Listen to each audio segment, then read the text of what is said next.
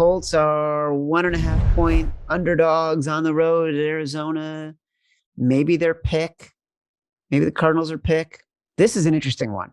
Yep. This is an Yep. interesting one. Hold on. Do you have a strong opinion on this already? Of course, it's the Colts. Tell me why you think that.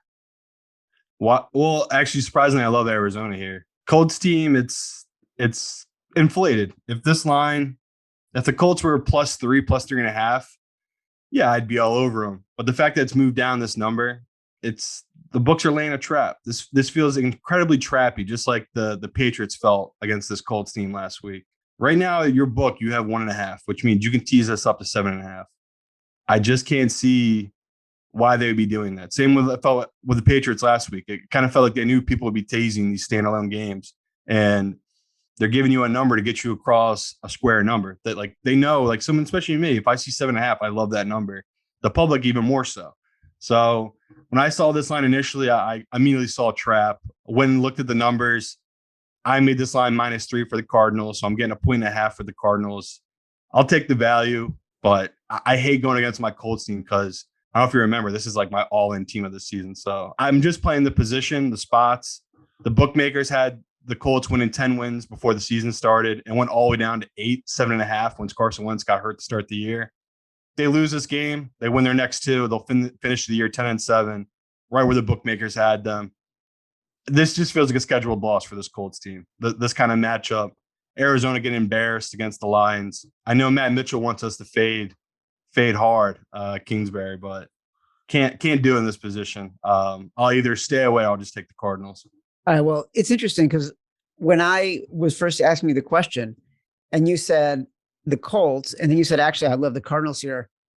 This, to me, purely thinking about market logic, was Cardinals.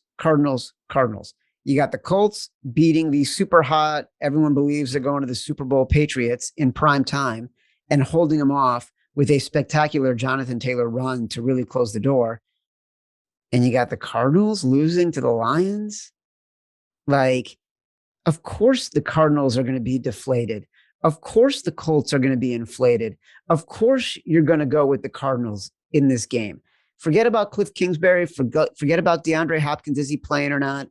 You've got a team that all of a sudden feels like its season might be spiraling, a really good defense, and they're playing at home. They've actually been bad at home. There's a bunch of little things that scare about the Cardinal team. They're 2-4 at home against the spread. The biggest thing is they might be broken. That's the biggest fear right now, is like they didn't look good against the Bears. We were all on that. We said they got lucky because all the short field Andy Dalton gave to them. They got dominated by the Rams. Again, that game looks closer on paper because they got that last touchdown at the very end of the game to make it, 30-23. They didn't look right in that game.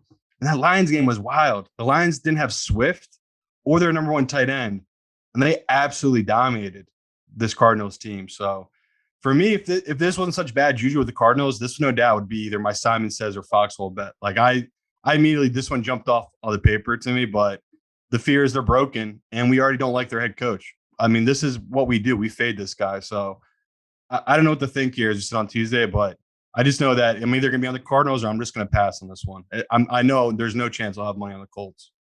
It's funny when you say a team is broken, that ascribes such an emotional element to it. When I think of something that's broken, the way you're describing it to me feels like something that is broken emotionally.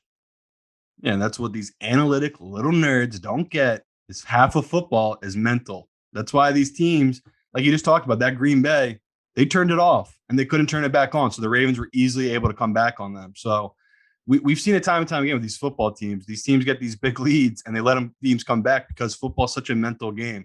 Momentum can flip so easily in this sport, the way it's played. So to me, I don't know. It's just bad juju taking the Cardinals right now. Do you feel it too, or are you just like, nah, I'm not worried? I'm not worried. I think it's the exact right spot to take the Cardinals. Yeah, no, that's what I mean. We have to either take it or pass. Like you can't take the Colts here. I'm taking the emotion out of it, out of my decision making. I don't disagree. It's an emotional game. You're a pro. Players are playing it, but for me, overrated, underrated, overinflated, underinflated, bad performance, good performance.